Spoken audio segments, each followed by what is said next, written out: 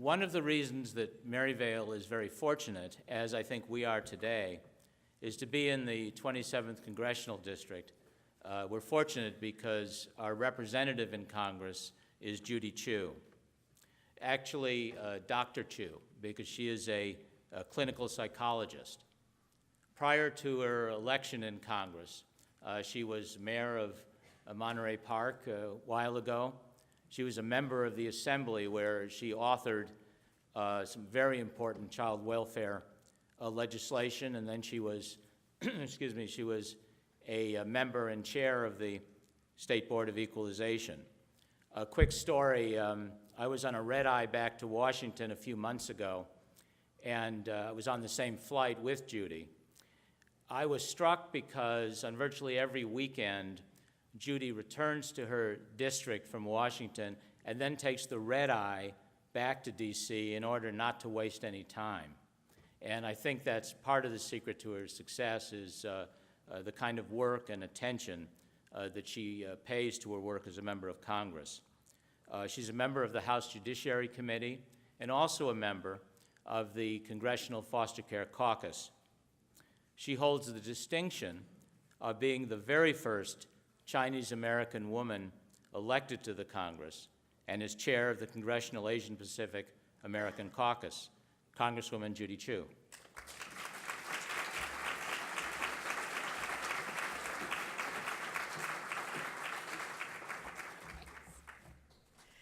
Thanks for that wonderful introduction, Conway, and welcome to the 27th Congressional District. I am so gratified that you've decided to have this groundbreaking foster youth conference in my district. For the last 28 years, I have lived, in fact, only 3 minutes from Maryvale. So another thing is that I have to congratulate Grace and the National Foster Youth Institute for your infinite wisdom in having this conference here. I also have the Children's Court in my district. So believe me, foster youth issues are key for me. And it is so great to see this incredible turnout of people who are committed to helping support foster parents and to improve residential programs and to support families at risk. I remember when I was in the California State Assembly, I was visited in Sacramento by a young man who was only 14 years old and who was in the foster youth system. He was doing his best, but he talked about how tough it was being on his own without parents. He seemed so vulnerable as he asked for just one thing, a mentor. And he said, as I've gone from foster home to foster home, the one thing that could have really made a difference is having one person in my life that I could have counted on. The sincerity of this young man really moved me. I learned that less than half of former foster youth are employed by age 23, and only 6% have finished college, and that within 18 months of emancipation, nearly half of foster youth become homeless. And so that is why in the California legislature, I sponsored many foster youth bills that were signed into law, such as the bill to prohibit discrimination against foster youth based on race, ethnicity, sexual orientation, and other categories, and the bill to combat homelessness by raising the age of eligibility of foster youth for transitional housing from 21 to 24, and the bill to keep foster youth siblings together by mandating that when one sibling goes through the court system, the other sibling is notified. Well, today I'm in Congress, and I was heartbroken when I heard the story of Rilia, a beautiful 4-year-old from Florida who went missing in 2001.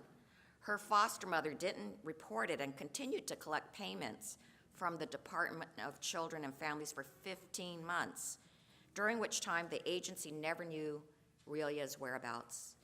When her disappearance finally was discovered by the Florida Department of Children and Families, it took a full week to report her missing to local authorities. To this day, Rilia has never been found. And so that's why I co-sponsored the Rilia Wilson Act to require states to have an approved plan for foster care and adoption and to ensure effective procedures to report missing or abducted children as quickly as possible. We must never again fail children like Rilia. So it's for Rilia and the 500,000 foster children in the United States that I joined the Congressional Caucus on Foster Youth. we have to do everything that we can to improve the child welfare system for our children. Well, I know that all of you in this room are fighting for foster youth every single day. Please know that you have a friend and ally in Washington as we fight together to give foster youth a stable, loving home and a real chance to achieve their full potential. So thank you for everything that you do, and enjoy this conference.